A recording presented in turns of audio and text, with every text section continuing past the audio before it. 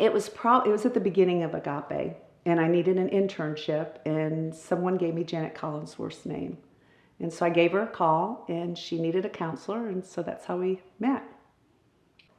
Well, there's a lot of needs out there. There's many women and children that don't have a place to go, place to stay, and we offer that to them, give them hope, open the doors, and give them a home.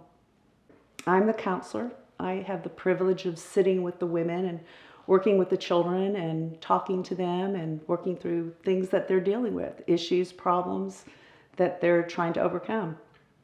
A lot of times when you don't have a place or a home, a feeling of insecurity sets in, and our children feel very insecure. And so when they come to me, I sit with them and I connect with them and I give them a sense of hope. In Agape, I work with the women and the children. I counsel the women weekly, and then I counsel the children as needed. Whether it be because of certain issues in school or just because of feelings of being insecure, sometimes the kids will need to talk to someone besides their parents, and so they come in and talk to me. Well, giving the children and the women a place where they can feel empowered, where someone really is listening to them.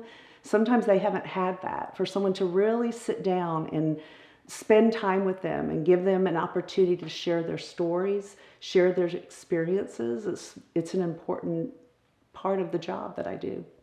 The women have been through so much in their life and not really had a place where they felt empowered and hopeful about their future. And so when they're in counseling, it's an opportunity to let them feel connected and know that there's a place that's going to give them what they need to move forward, to be successful in their lives. I went to school. I was a teacher for 32 years and a middle school counselor.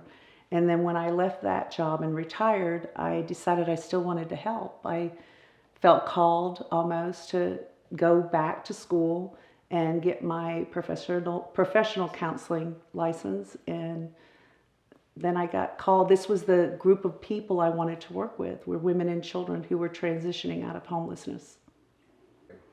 I think to kind of give them a place where they can come in and really feel heard. I mean, so much of what they've experienced, people don't really take the time to listen to their experiences. They don't sit down and really say, I care. And so having that time that's truly their time to talk about what's important to them is just crucial in the way they change. They need to know people care, really care about what they've been through. I think what I see when the women first come into me is a sense of not necessarily trusting, maybe pulling back. And I think over time, they feel safe and they're able to open up and share some of the things that they've carried, some burdens that they've carried, some wounds that they've carried. And they become more courageous and brave and they believe in themselves. I think that believing in themselves and empowerment has really been the biggest transformation I've seen. I've had women who have left the program have said, I found my voice. I'm able to speak my truth. I'm able to say how I feel. I'm not afraid anymore. And I think that's been the biggest thing that I've seen. My favorite moment in Agape has been working with the children. When the children come into Agape, a lot of times they're not sure how to relate to another adult who's sitting there with them. And to see some of my kids really feel safe and open up and laugh and find that joy again, and that's been very special. You know, again, God's involved all the way through this. I pray a lot before my sessions because I know really the transformation that's taking place isn't necessarily anything I'm doing. It's just God's there with us. They come in so broken sometimes and hurt, and for them to be able to share that with me, that's like very sacred. And I overcoming that, for them to come in and share that, and for me to be there with them when they share that experience and to be present, is really, it's hard because it's painful. You care about these people, but I think it's necessary to partner with them as they go through some of their struggles. And that's been really hard. It's a very hard thing to do, but it's very powerful. It's what you do as a counselor, is to be present with your client through some really difficult times. A lot of times we deal with some depression. Women come to us with depression, which is obvious because of the situations they've been in.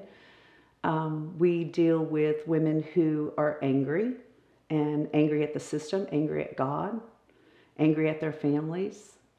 There's a lot of lack of trust when they first come into the program, have dealt with the system and not felt like they've been helped.